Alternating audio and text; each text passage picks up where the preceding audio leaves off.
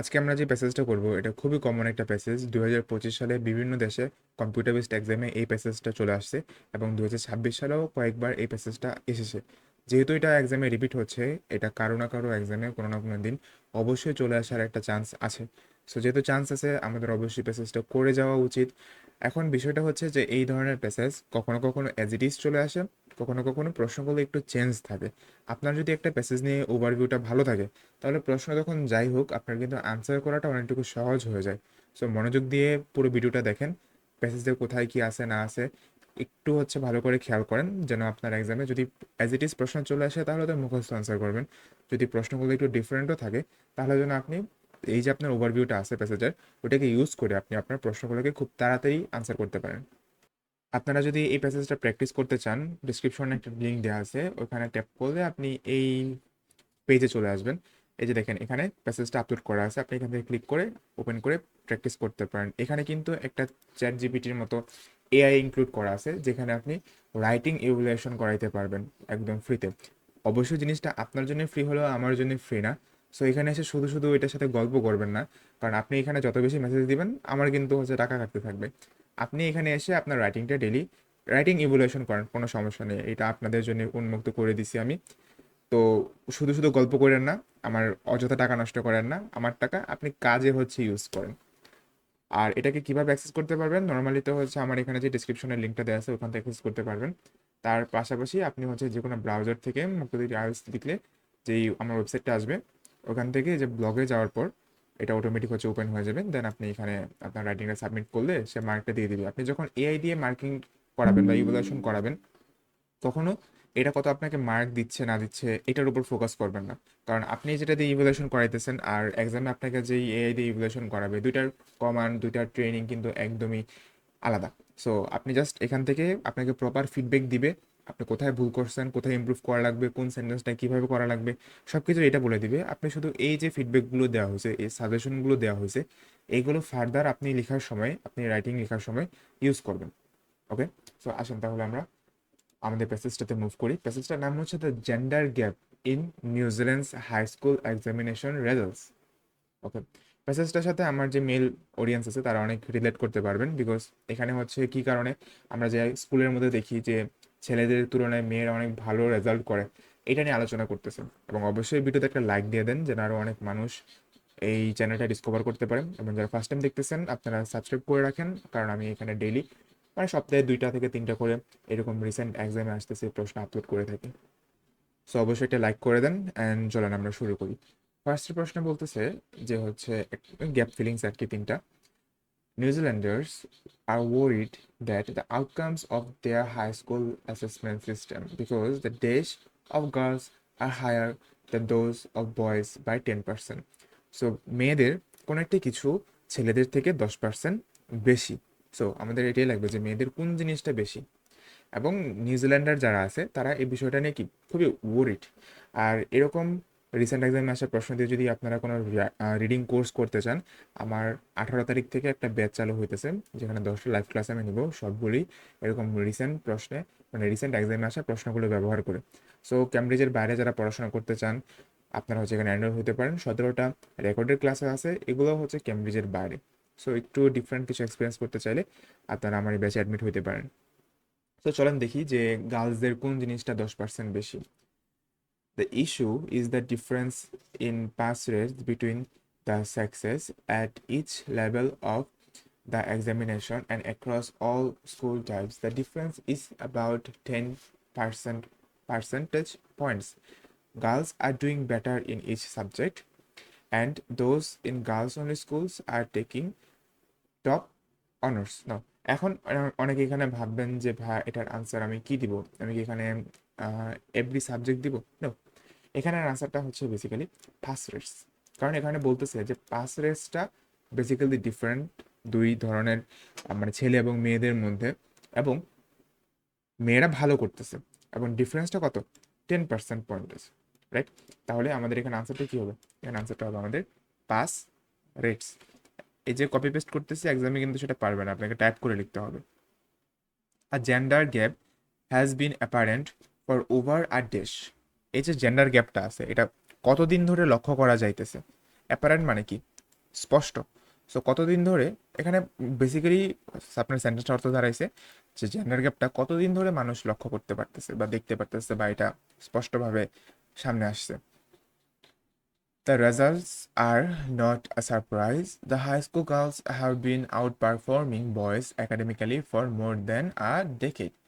তো এক দশক বা তারও বেশি সময় ধরে কি, এক দশকেরও বেশি সময় ধরে গার্লসরা বয়েজদেরকে আউট পারফর্ম করতেছে। আউট পারফর্ম মানে হচ্ছে আপনার কোনো একটা কিছুতে ফলাফল হিসেবে আগে থাকা।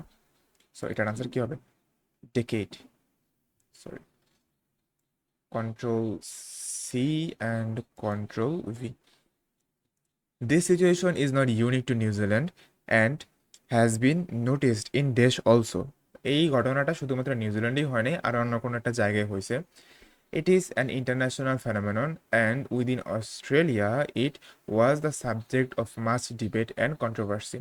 সো এটা একটা ইন্টারন্যাশনাল ফেনোমেনন এবং অস্ট্রেলিয়াতেও হচ্ছে এই ঘটনাটা ঘটার কথা প্যাসেজে বলা আছে। Yes, there are or there might be some other countries যেখানে এই প্রবলেমটা হচ্ছে, বাট আমাদের অন্য কোনো কান্ট্রির নাম মেনশন করা নাই, শুধুমাত্র অস্ট্রেলিয়ার নামটাই মেনশন করা আছে। আমরা অস্ট্রেলিয়া আনসার করব। তারপর আসেন আমাদের প্যারাগ্রাফ ম্যাচিংয়ে তুলনামূলক অনেক সহজ, টু বি অনেস্ট, কারণ এত সহজ প্যারাগ্রাফ ম্যাচিং আমি লাস্ট কবে করছি কোনো একটা প্যাসেজ থেকে আমি জানি না। তো দেখি এক্সামে যদি আসে, এত সহজভাবে যদি আসে তাহলে তো ভালো, যদি একটু চেঞ্জ করে তাও যদি আপনার প্যাসেজটা নিয়ে ভালো ধারণা থাকে তাহলে কিন্তু তখন আনসারটা করা একটু সহজ হয়ে যাবে। আমরা হচ্ছে ফার্স্টে কি করব, আমাদের যেই প্যারাগ্রাফগুলো মানে ইনফরমেশনগুলো আছে এগুলো ফার্স্ট একবার একটু পড়ে নিই।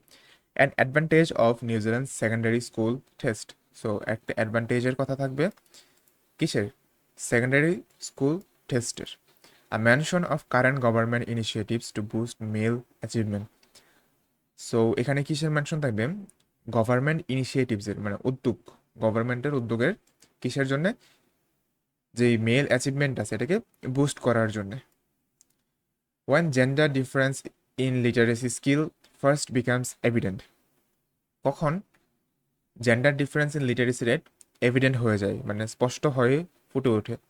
সো এইখান থেকে আমরা এভিডেন্ট বিষয়টা নিতে পারি এবং আর নিতে পারি জেন্ডার ডিফারেন্স ইন লিটারেসি, এই ব্যাপারটাকে। ওকে, 20 নম্বরে বলতেছে কি, findings that relate academic achievement to race. Race মানে কি?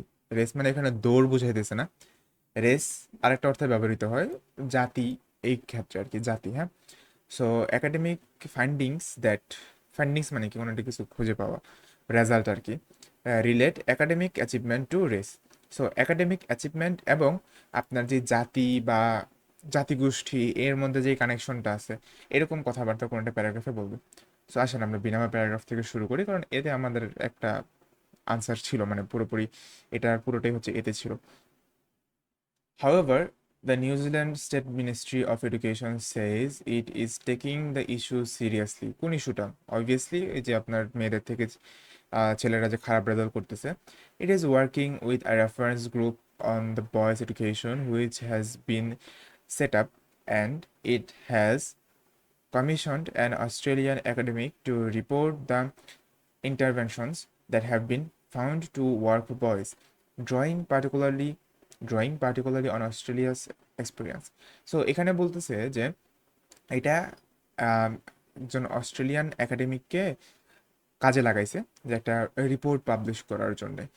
But some but some much as former prison manager সেলিয়া Leslie, an author of the book, কি বলছে, believe there is still resistance within the education ministry towards doing anything about the problem. নাও এখানে দেখি কোনোটা নিয়ে কথা বলতেছি কিনা। আমাদের যদি আমরা আনসারগুলো চেক করি মানে যেখানে যে প্রশ্নগুলো দেওয়া আছে তার মধ্যে বি নাম্বার, সরি, ওই 18 নম্বর যেটা আছে, যে গভর্নমেন্ট কিছু ইনিশিয়েটিভ নিতেছে অ্যাচিভমেন্টগুলোকে বুস্ট করার জন্য। এক্স্যাক্টলি, এক্স্যাক্টলি, এখানে কি বলতেছে, কিছু ইনিশিয়েটিভ নেয়ার কথা, যে এই কাজটা ওরা করতেছে কী কারণে? যেন হচ্ছে ওরা বয়েজদের যে অ্যাচিভমেন্ট আছে বা বয়েজদের যে পারফরমেন্স আছে এটাকে বুস্ট করতে পারে। সো এটার আনসার আছে হচ্ছে প্যারাগ্রাফ বিতে।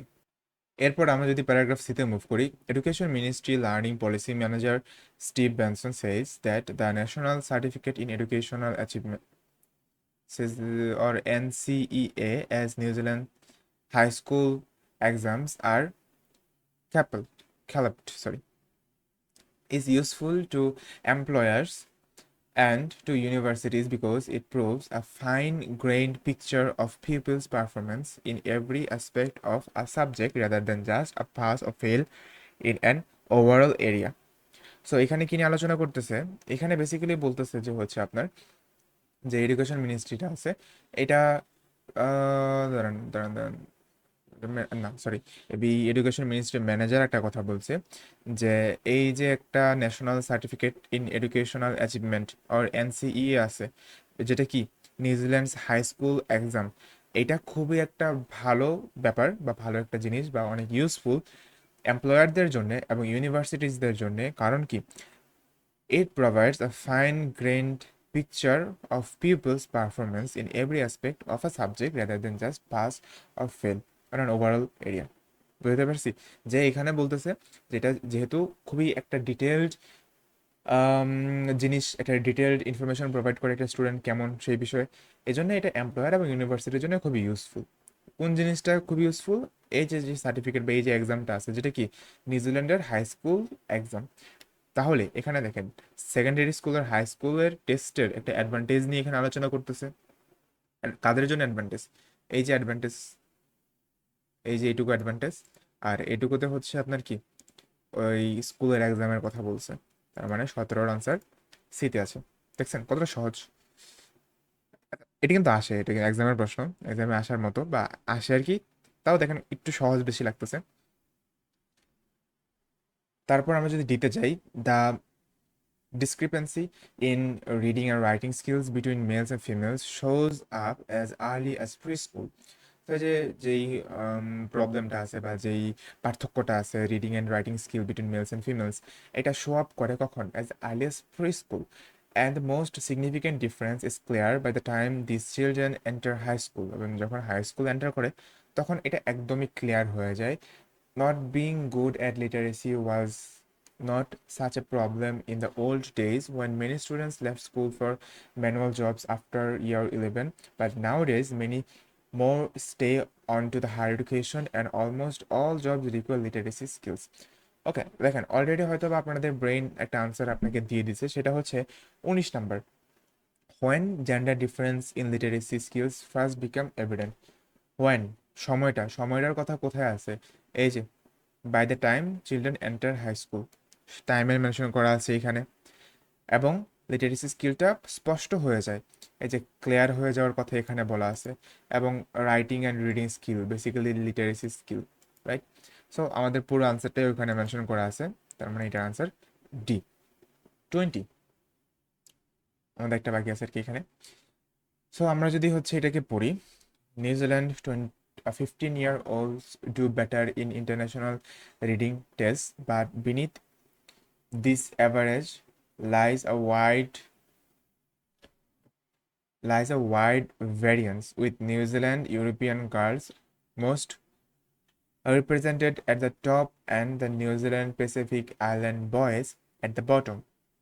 আচ্ছা, সো গার্লসরা টপ, বয়েজরা বটম, মানে রেজাল্টের দিক দিয়ে। Yet some European girls drop out and some Pacific Island boys excel. In other words, the range in performance within each gender group is much greater than the gender difference.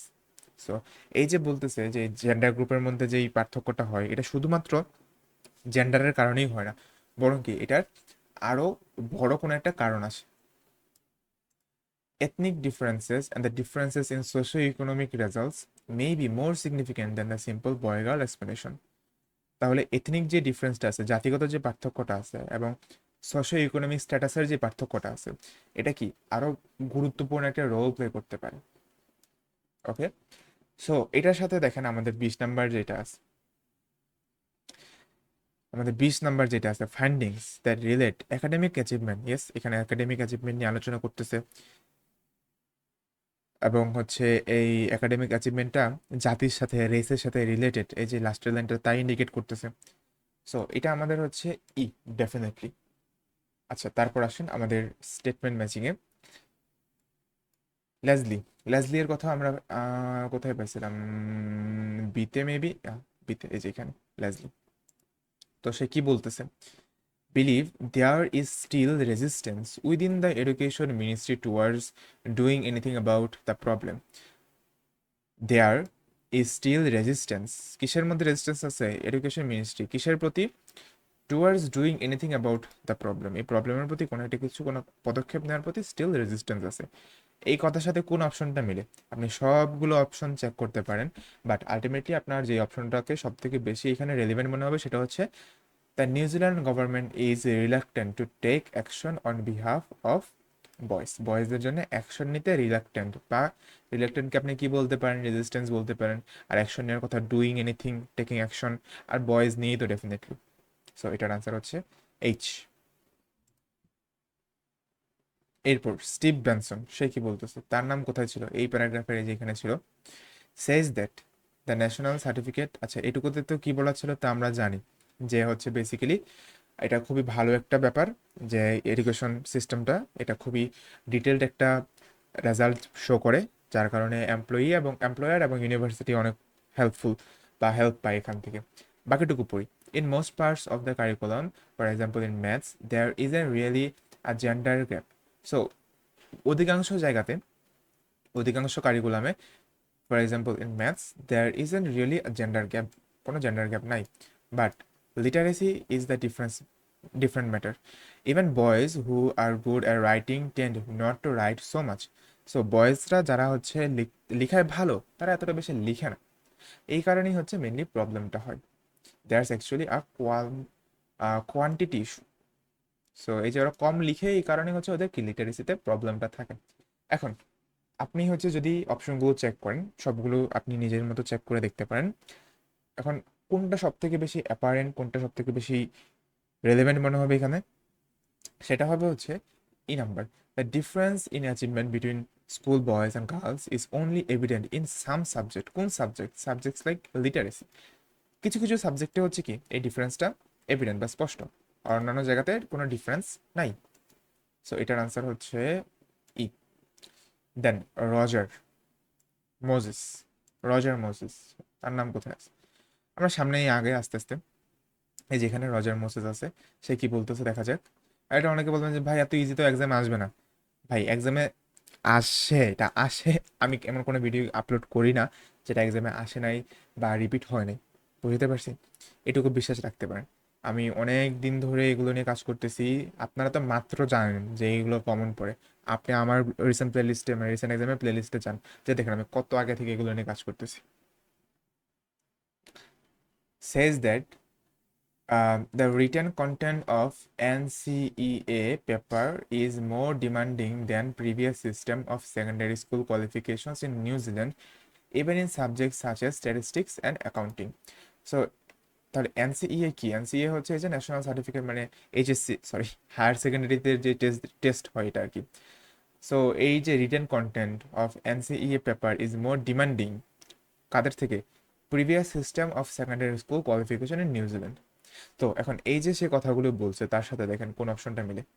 এই যে G number যেটা আছে, বাকিগুলোর সাথে আপনি match করেন, match করে দেখেন। কিন্তু সব থেকে অ্যাপারেন্ট, সব থেকে এভিডেন্ট মনে হবে আপনার G number. The NCA exam have higher literacy standard. এই যে ডিমান্ডিং স্ট্যান্ডার্ডটা higher, more demanding, higher standard, past exams, অন্যান্য এক্সাম থেকে, previous exam, right, previous system যেখানে বলছিল। ওকে, সো এটা আমাদের হচ্ছে জি নাম্বার ডেফিনেটলি। তারপর হচ্ছে রব, সরি, বব না রব। রব কোথায় আছে? আমাদের ই নাম্বার প্যারাগ্রাফে রব পাচ্ছি না।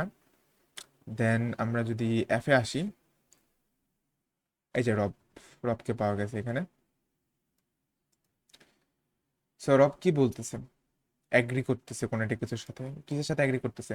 This makes the education ministry nervous about pushing solutions that emphasise stereotype gender differences rather than looking at underachievement as a whole. Okay, তারপর আমরা যাই। For 3 years this school ran separate boys classes to try to address the disparity in performance before abandoning them. So 3 বছর ওরা হচ্ছে কি করছে, আপনার বয়েজদের separate class নিছে এই জিনিসটা বোঝার জন্য, পরে এটাকে আবার অ্যাবান্ডন মানে ত্যাগ করে দিছে। The research showed that the boys did better in their own class than in coeducation environment, so নিজেদের ক্লাসে ভালো রেজাল্ট করছে rather than coeducation environment. But when he looked at which, he মানে কি এখানে definitely র, which teachers they had and how well those teachers other classes did, it became clear that কি clear হয়ে গেছে, clear that the difference was instead to do with the quality of instruction. So ডিফারেন্সটা হয় basically কি কারণে, quality of ইনস্ট্রাকশনের কারণে। জেন্ডারের কারণে যা হয় তার থেকে বরং বেশি হয় কি কোয়ালিটি অফ ইনস্ট্রাকশনের জন্য। এখন আর এই কথাবার্তার সাথে আপনি অপশনগুলো ম্যাচ করেন, দেখেন কোনটা মিলতেছে। মিলতেছে সব থেকে বেশি এখানে সি নাম্বারটা, good teaching is more important than whether classroom are single sex or mixed. So এখানে হচ্ছে সিঙ্গেল সেক্স ক্লাসরুম নিয়ে কথা বলছে, বয়েজ অনলি ক্লাসেস নিয়ে কথা বলছে, কো এডুকেশন এনভায়রনমেন্ট বা মিক্সড ক্লাস নিয়ে কথা বলছে, প্লাস এখানে কি ওই বেটার একটা গুড টিচিং মেথড নিয়েও কিন্তু আলোচনা করতেছে। তো পুরোটাই এখানে উল্লেখ করা আছে, তার মানে আমাদের এটার আনসার হবে C number. Stuart Martin, Stuart Martin, Stuart Martin কি বলতেছে দেখি। এই যে এখানে স্টুয়ার্ট মার্টিনের কথা বলা আছে। He says that in year 11 aged 15 boys are simply not mature enough to cope.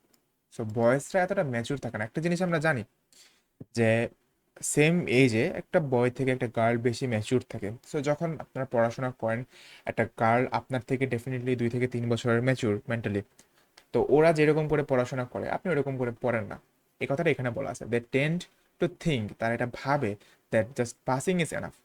অনেক ছেলেরাই কিন্তু এটা ভাবে যে শুধুমাত্র আমি পাস করলেই হয়েছে, তো ভালো আমার কি করা লাগবে, তাই না? আমাদের নর্মালি কিন্তু ভাবনাটা এরকম থাকে, বাট মেয়েদের ভাবনা কিন্তু এরকম থাকে না। ওরা খুব খুব খুব হার্ড ওয়ার্ক করে, and it's not necessary to work hard for a merit or an excellence grade. এবং মেরিট বা এক্সেলেন্স গ্রেডের জন্য এত হার্ড করা ব্যাপার না। আর এই যে বলেন আপনারা single paper can not, you can not be judged by a single piece of paper, এটা জাস্ট ছেলেদের মুখে শুনবেন, মেয়েদের মুখে এটা কখনো শুনবেন না, ওরা খুবই সিরিয়াস পড়াশোনা। Often they are busy with other activities and part time jobs, কারণ ছেলেরা কি করে আরেকটা রিজন থাকে, যারা জবের দিকে চলে যায় অথবা হচ্ছে অন্যান্য অনেক অ্যাক্টিভিটিস থাকে। আপুরা তো এত কিছু করে না, তাই না? আপুরা নর্মালি বাসায় থাকে, পড়াশোনায় থাকে, আর ছেলেরা এই খেলাধুলা, এই আড্ডা, এইটা ওইটা কত কিছু। Boys competitive instinct ends to come, এই যে হচ্ছে competitive instinct tends to come মানে কি বের হয়ে আসে later in their schooling years, পরে যখন ওরা বড় হয়, specially if there is money attached or other tangible reward, যদি সেখানে টাকা পয়সার ব্যাপারটা চলে আসে তখনই কি এই যে কম্পিটিটিভ যেই ইনস্টিংটা আছে সেটা বের হয়ে আসে। আপনি একটা জিনিস দেখবেন, ছেলেরা স্কুলে যেরকমই পড়াশোনা করুক, হাই স্কুলে খুবই ফালতু পড়াশোনা করুক, কিন্তু যখন কলেজ বা ইউনিভার্সিটিতে উঠে তখন কিন্তু ছেলেরা অনেক সিরিয়াস হয়ে যায়। এই জিনিসটা হয়তো বা আপনারাও খেয়াল করছেন, নিজেদের উপরেই ফিল করতেছেন যে আপনি যখন স্কুলে ছিলেন তখন যেরকম পড়াশোনা করতেন, হাই স্কুলে যেরকম পড়াশোনা করতেন, তার থেকে কিন্তু ভার্সিটিতে ওঠার পর মোটামুটি কিন্তু সিরিয়াসভাবে পড়াশোনা করছেন।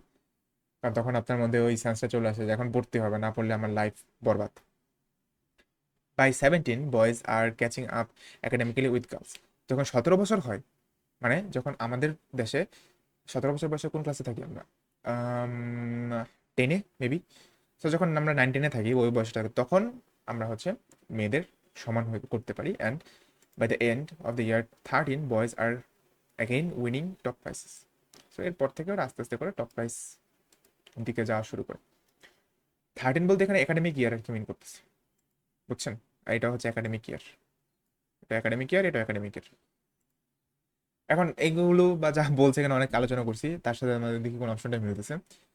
আমাদের মিলতেছে হচ্ছে দেখেন এক নম্বর যে older boys are more motivated to study than the younger boys, right? So এটা হচ্ছে তার আনসার। আর লাস্ট ওয়ান যেটা পল বেকার, বিষয়টা হচ্ছে যে আর কোনো প্যারাগ্রাফ বাকি নেই এবং পল বেকারকে আমি কোথাও খুঁজে পাই নাই। তো আমি অনেক চেষ্টা করছি যে এর থেকে আরেকটা এইচ নাম্বার প্যারাগ্রাফ আছে কিনা, আমি কোথাও খুঁজে পাই নাই।